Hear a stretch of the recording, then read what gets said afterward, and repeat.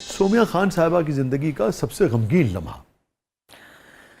میرے بھائی کی ڈیتھ ہوئی تھی، جوان تھے وہ، اور اچانک سے ان کی شادی کے دن رکھے تھے تو میرے بھائی کو جو ہے نا تھوڑی سی ہائٹ سے گرا اور گرتے ہی وہ ان کی ڈیتھ ہو گئی۔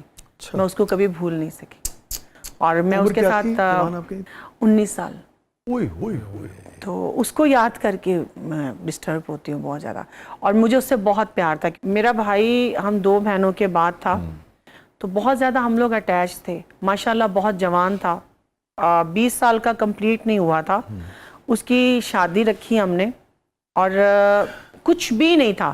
مثلا دنیا میں ایسا کبھی سوچا بھی نہیں تھا کہ آپ کے ساتھ سے ایک دم ساتھ چھوٹ جائے گا، کیونکہ بچے جب ہوتے ہیں تو ان کو نہیں چیزوں کا علم نہیں ہوتا، تو ہم لوگ بھی چھوٹے تھے، وہ مجھ سے جو ہے 5-4 سال چھوٹا تھا مثلا، تو یقین نہیں ہوتا تھا کہ میرے بھائی کو کچھ ہو جائے گا۔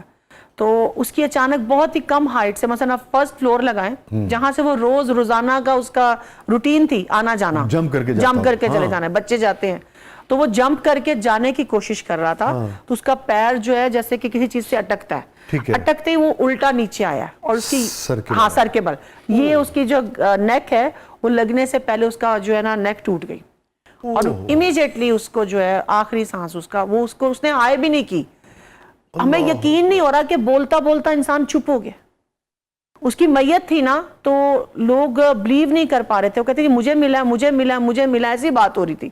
تو اس کے بعد ہماری زندگی ٹوٹلی چینج ہو گئی، ہمارے بہت سارے لاسز ہوئے، بزنس میں ہوئے۔ میری ایونٹ مینجمنٹ کی کمپنی یہاں ابھی بھی ہے، باہر میرا جو ہے کلیننگ مٹیریلز کی کمپنی اپنی ہے، بہت سارے کاموں میں لاس ہوا، یہاں تک کہ ایک پارٹنر ہمارا وہاں پہ 10 ملین درہم لے کے بھاگ گیا مارکیٹ کے اندر، جو ہے اس نے ہمیں ڈیفالٹر کر دیا۔ ہمیں اتنا لاس کبھی بھی نہیں ہوا جو میرے بھائی کی ڈیتھ پہ ہوا ہے، کیونکہ وہ واپس نہیں آ سکتا، یہ سب چیزیں ریکور ہو جاتی ہیں۔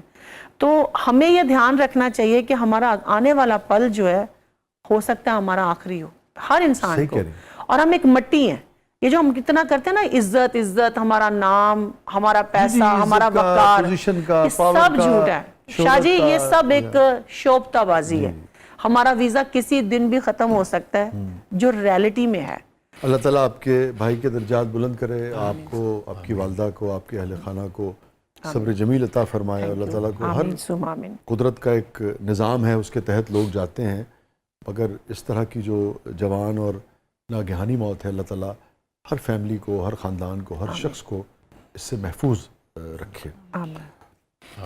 عابد علی صاحب، آپ کی زندگی کا سب سے غمگین لمحہ؟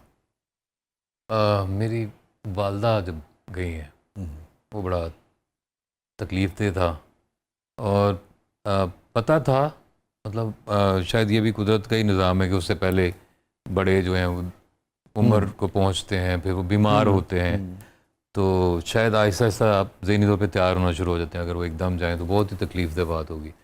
تو میں اس طرح کا بچہ تھا، جب میں چھوٹا تھا تو مجھے ایسا لگتا تھا کہ میری والدہ اگر نہ رہیں تو میں مر جاؤں گا۔ مجھے بچپن سے نا یہ تو میرا ان کے ساتھ تھا بھی بہت زیادہ، سارے بچوں کا ہوتا ہے لیکن میں تھوڑا زیادہ تھا میرا، میں لاڈلا بھی بہت تھا اس طرح کر کے۔ تو جب تک وہ تھیں 4 سال وہ پیرالائز رہیں، تو مجھے لگتا رہا کہ میرا کوئی مقصد ہے ان کی دیکھ بھال کرنا اور ان کو دیکھنا، یا ان کے لیے ان 4 سالوں میں میں نے سوچا کہ مطلب شیخ زید میں تھیں وہ، جب میں ان کو لے کے گیا، ان کو جب وہ ہوا اٹیک ہوا، تو کوریڈور میں میں ایسے کھڑا ہوا تھا، تو میں سوچ رہا تھا کہ یہ تو جا رہی ہیں، تو مطلب جسٹ لائک دیٹ ایسے ہی ہوگا کسی دن۔ باقی سارے بھائیوں کی نسبت لکی تھا اس لحاظ سے کہ میں ان کے ساتھ زیادہ ٹائم گزار سکا، اور ان 4 سالوں میں بھی میں دیکھ بھال کر رہا تھا، وہ کہیں گئی نہیں، وہ میرے پاس ہی تھیں۔ اور آپ کی آخری کیا ان سے بات ہوئی تھی؟ فون پہ انہوں نے مجھے کہا کہ عابد، میں نے کہا جی، انہوں نے کہا آ جاؤ۔ وہ گجرانوالہ میں تھیں، کچھ دن کے لیے رہنے کے لیے گئی تھیں، تو میں نے کہا اچھا میں آ رہا ہوں۔ یہ ان کے آخری الفاظ ہی تھے، اس کے بعد وہ ہوش میں بھی نہیں آئی، تو یہ ان کے بھی لاسٹ تھے، اور میرے دماغ میں بھی یہ پیرالائز تھی مگر گفتگو کر لیتی تھی؟ نہیں، اس کے بعد کافی بہتر ہو گئی تھی، خود کھانا پینا شروع کر دیا 4 سالوں میں۔ بالکل، میں آپ کو بتا رہا ہوں کہ جیسے نا ایک ٹائم پہ میں ان کو کھلا رہا تھا تو مجھے ایک دم سے خیال آیا، پھر وہ ہماری ایک وہ اسپیچ تھراپسٹ تھیں، انہوں نے کہا کہ ان کو بولنا سکھائیں، کیونکہ جو مسلز ہوتے ہیں، مسل میموری سے نکل جاتا ہے لفظ اور چمچ کو پکڑنا، اور تو دوبارہ آپ یہ کریں۔ تو میں ان کو ویسے سکھا رہا تھا، تو مجھے ایک دم سے خیال آیا کہ میں بالکل ویسے سکھا رہا ہوں جیسے انہوں نے مجھے سکھایا ہوگا. ایسے ہی تو یہ مجھے بالکل اس حالت میں مل گئی ہیں ایسے ہی. جس حالت میں ان کو ملا تھا. میں اور قرآن نے اسی حوالے سے جو ہدایت ہے نا وہ بڑی واضح ہے. اس کا مفہوم یہ ہے ان آیات کا کہ جب والدین میں سے کسی ایک کو یا دونوں کو بوڑھا پاؤ تو ان کے ساتھ ایسے ہی شفقت اور نرمی کے ساتھ پیش آؤ جیسے انہوں نے بچپن میں تمہیں شفقت اور نرمی کے ساتھ. تو مجھے لگا کہ وہ لائف سائیکل بھی کمپلیٹ ہو رہا ہے ایک. تو اس میں صرف ان کی بیماری نہیں تھی, مطلب دماغ کے پتہ نہیں کون کون سے خانے جو تھے وہ کھل رہے تھے. تو ان کے جانے کے بعد مطلب کوئی 1.5 سال مجھے لگا کہ جیسے دھند چھٹتی ہے, جیسے آپ کو دوبارہ نظر آنا شروع ہوتا ہے. تو اور وہ بھی اس طرح سے کہ ایکچولی جو پرپز آف لائف تھا وہ میں لوز کر گیا تھا. تو میرا کوئی دل بھی نہیں کرتا تھا کچھ کرنے کو, نہ مجھے پسند بے دلی سی تھی. بے دلی سی تھی اور ضروری نہ رہا جیسے جینا, مطلب اب کیا ہی کرنا ہے آپ نے, ہوئے نہ ہوئے. ہاں ایگزیکٹلی. تو ایسے میں بالکل بیٹھا ہوا تھا تو علی اور موسیٰ کھیل رہے تھے, مطلب بیٹھے کچھ کر رہے تھے, آئی ڈونٹ نو پڑھ رہے تھے. ایسے دونوں کو میں نے بیٹھے ہوئے دیکھا تو مجھے خیال آیا کہ اس کے بارے میں امی کہتی تھی کہ جو بننا چاہیں گے تم نے ان کو بننے دینا ہے. تو مجھے ایسا لگا کہ میرا کام ختم نہیں ہوا ابھی, جو ڈیوٹی انہوں نے میری لگائی ہوئی تھی وہ ختم نہیں ہوئی. مشن جو ہے وہ اس کی شکل بدل گئی ہے. تو مقصد مجھے دوبارہ ملا اور خیال بھی یہ آیا کہ اس کے بارے میں کیا کہتی تھیں, اس کے بارے میں کیا کہتی تھیں. تو مجھے لگا کہ پھر دوبارہ جینے کا نا ایک جیسے نسبتیں اور محبتیں جو ہے نا یہ انسان کو یار کہتے ہیں نا جینے پہ مجبور رکھتی. بالکل. تو وہ پرپز آف لائف دوبارہ مجھے ملا اور ان کی بات سے ہی ملا کہ انہوں نے کہا کہ ان کے لیے کچھ کرنا. محترمہ, کوئی ایسی چیز زندگی میں, کوئی ایسا واقعہ, کوئی ایسا رشتہ, کوئی ایسا انسیڈنٹ جو ڈیلیٹ کرنا چاہیں کہ بھئی یہ اگر میرے بس میں ہو تو میں یہ ڈیلیٹ کر دوں؟ میرے بس میں ہو تو میں تمام وہ جو کہ آپ کو کھوکھلا کرتے ہیں رشتے اور وہ لوگ جو آپ کے ساتھ منہ سے میٹھا بن کے ملتے ہیں اور آپ کے امپائر کو گرا دیتے ہیں, میں ان چیزوں کو ڈیلیٹ کرنا چاہوں گی, ان لوگوں کو ڈیلیٹ کرنا چاہوں گی, لیکن میرے بس میں نہیں ہے کیونکہ میں نے ان پہ بلیو کیا تو انہوں نے ہمیں دھوکہ دیا. تو میرے خیال سے تمام لوگوں کے ساتھ ایسا ہوتا ہے. تو میری یہ دعا ہے جو میرے ساتھ ہوا وہ کسی کے ساتھ نہ ہو. کتنی مرتبہ آپ کو لگتا ہے آپ کے ساتھ زندگی میں دھوکہ ہوا؟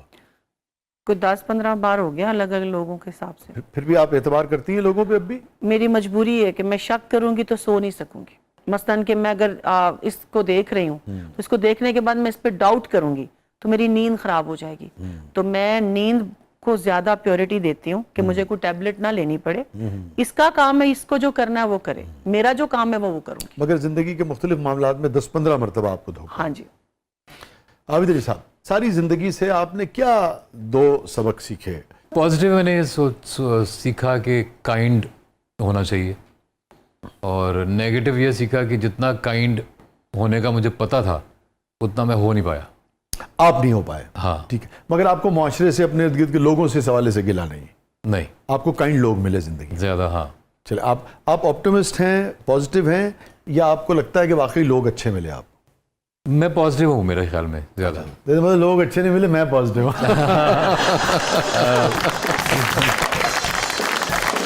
تھینک یو سو مچ عابد, آپ تشریف لائے, بہت اچھا لگا. تھینک یو سو مچ, آپ نے بہت شکریہ. Thank you. بہت بہت شکریہ سومیہ خان صاحبہ, آپ تشریف لائیں, آپ نے وقت نکالا, بہت بہت شکریہ. تھینک یو سر, بہت شکریہ. شکریہ آپ کا اور آپ کی ٹیم کا. تھینک یو سو مچ. ناظرین, یہ تھا آج کا زبردست. اپنے فیڈ بیک سے ہمیں آگاہ کیجیے گا. اجازت دیجیے, اللہ حافظ.